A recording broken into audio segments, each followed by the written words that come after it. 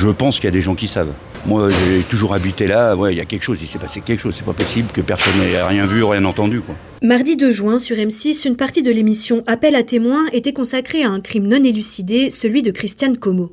En 2004, à 54 ans, cette habitante de Chassieux, dans le Rhône, avait disparu avant que son corps ne soit retrouvé dans l'Ain 4 mois plus tard. 22 ans après les faits, les langues peuvent-elles se délier pour faire avancer l'enquête? J'en ai toujours entendu parler.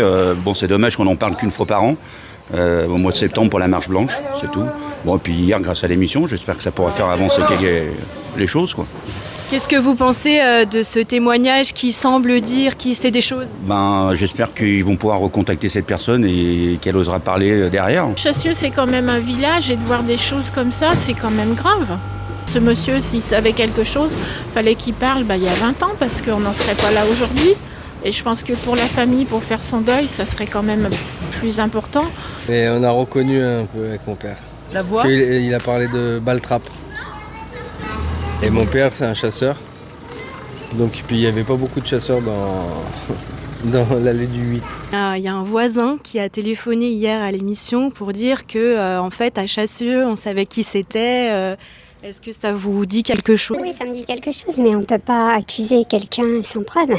Je pense pas que ce soit une rumeur. Je pense que... Ouais, mais je peux pas accuser... Est-ce que vous en avez déjà parlé à la police?